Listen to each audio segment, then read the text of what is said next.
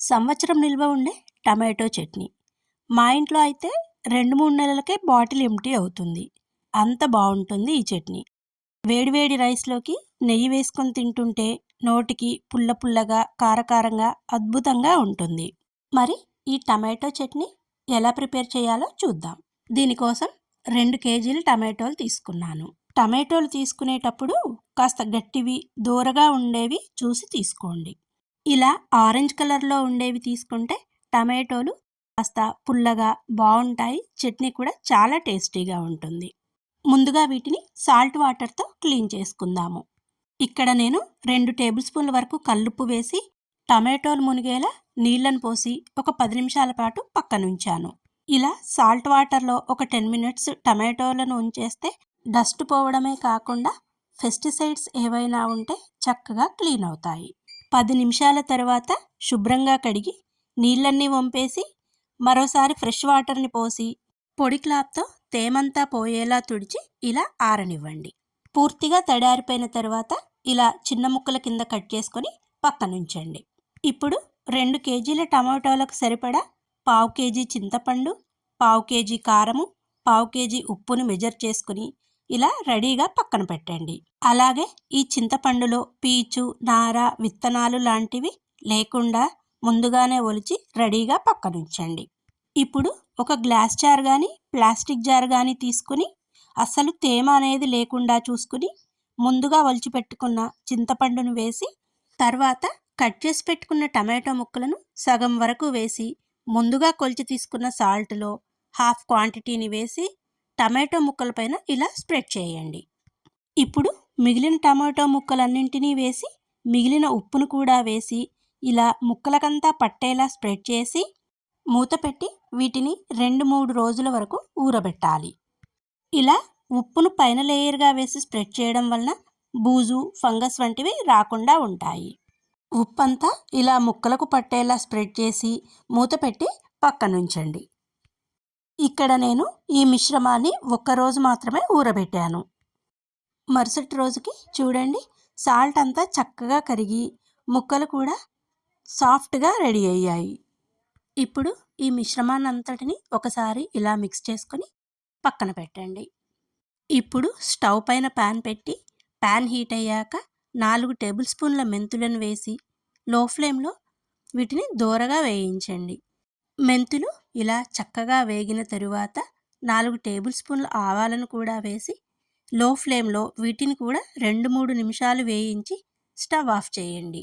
ఇప్పుడు 2 టేబుల్ స్పూన్ల జీలకర్ర కూడా వేసి ఒక 2 నిమిషాల పాటు ఫ్రై చేయండి. ఆ వేడికి జీలకర్ర వేగిపోతుంది. వీటన్నింటినీ వేరొక ప్లేట్లోకి తీసి పూర్తిగా చల్లారనివ్వండి. ఇప్పుడు చక్కగా నానిపోయిన ఈ టమాటో చింతపండు మిశ్రమాన్ని మిక్సర్ జార్లోకి తీసుకుని వీలైనంత సాఫ్ట్గా గ్రైండ్ చేసి ముందుగానే కొలిచి పెట్టుకున్న కారాన్ని సగం వరకు వేసి 1 టేబుల్ స్పూన్ పసుపును కూడా వేసి మరోసారి కారం, పసుపు అంతా కలిసేలా గ్రైండ్ చేసి ఒక బౌల్లోకి తీసుకోండి.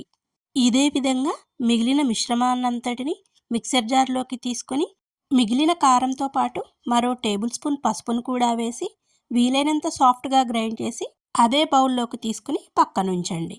ఇప్పుడు పూర్తిగా చల్లారిన ఆవాలు, మెంతులు, జీలకర్ర మిశ్రమాన్ని మిక్సర్ జార్లోకి తీసుకుని వీలైనంత సాఫ్ట్గా గ్రైండ్ చేసి ముందుగానే ఒలిచి పెట్టుకున్న 4 పెద్ద సైజు వెల్లుల్లిపాయల్ని ఈ మిశ్రమంలో వేసి మధ్య మధ్యలో ఆపుతూ ఇలా కోర్సుగా గ్రైండ్ చేసి పక్కనుంచండి.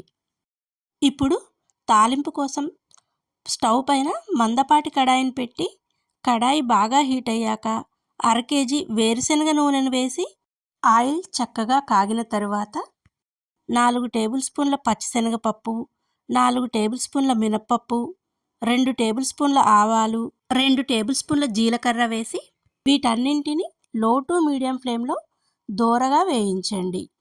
హై ఫ్లేమ్లో వేయించారంటే పప్పులు మాడిపోతాయి.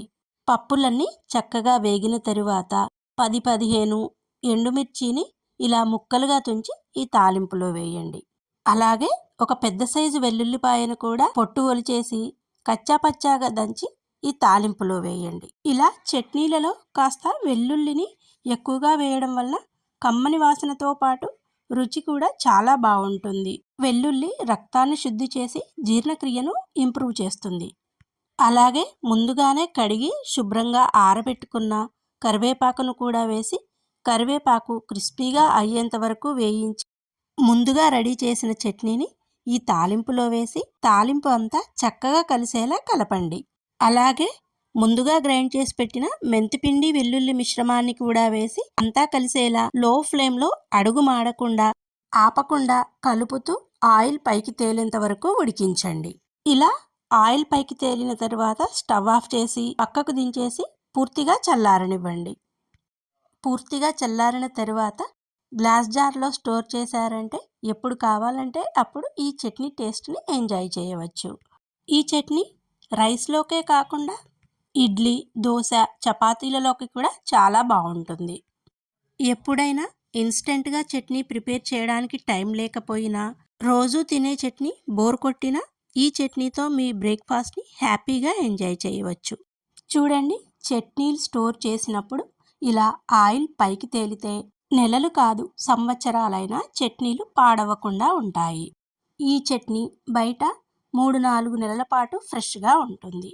అదే ఫ్రిడ్జ్లో స్టోర్ చేసుకున్నామంటే సంవత్సరం పాటు కలర్తో పాటు రుచి కూడా మారకుండా ఉంటుంది.